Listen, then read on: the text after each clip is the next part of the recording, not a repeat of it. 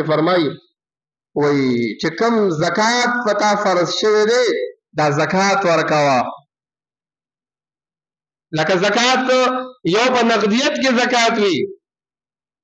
نقدی دی هغې دپاره شرط دا دی چې په دې باندې کال تیر شي نو هله به زکات ورکوي. دریم شرط پکې دا دی چې دا زکات دا چې کوم تا سره نقدیت دی یا د تجارت سامان دی دا نصاب ته ورسي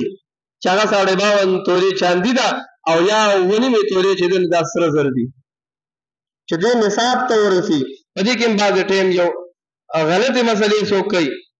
د خپل وانه بعضې پکې دا هم وایي چې کوم کالې زنانه استعمالوي نو په دې زکات نشته. نه چې استعمالوي او که نه استعمالوي که کلونه شوي دي او سره په صندوق کې هم پروت دی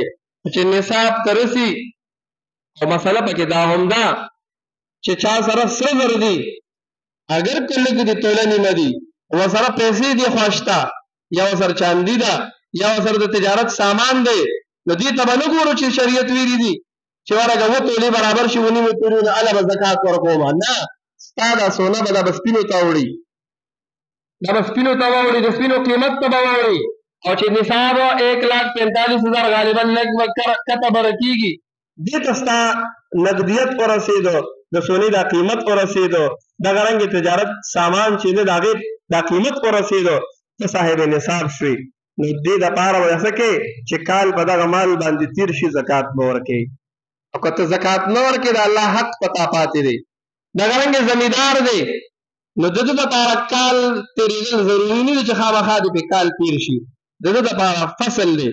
دی به په پټي کې فصل کوي، د پټي نه چې دی کوم فصل کور ته راوړي هغه غنم دي او که جوار دي او که تماکو دي او که شړشم دي که هر څه دي نو په هغې کې زکات دی. او زکات بیا رسول الله صلی الله علیه وسلم ویلي دي چې کوم زمیندار په دې باندې محنت وکړي او بخوري وکړي یا دې مالیه ورکوي یا دې ټوبویل لګوي یا دغه رنګې په کومه ذریعه باندې چې دې ته پیسې ولګي په هغه باندې نو دې به 20 حصه ورکوي. 19 بوجۍ به ځان له 20 بوجۍ به چې دا به د الله حق وي،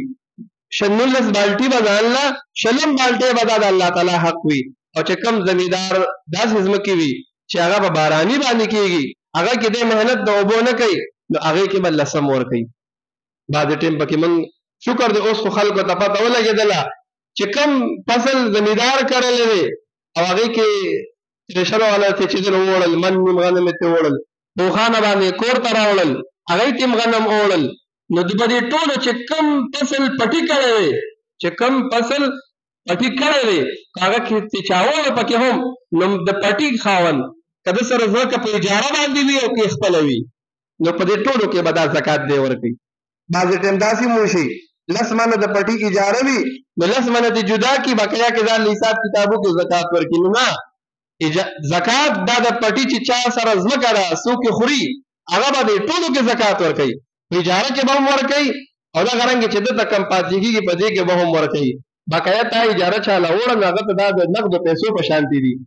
هغه به چې خپل حساب کتاب کوي او کال پې تیر شي نو دا به هغې کې نقدیت کې حساب وي. دا خو د هغه دپاره ځمکه چې زکات په هغه چا دی چې څوک فصل کړي بس.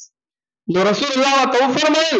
چې تا باندې کوم زکات فرض دی دا ورکوه او دغه رنګې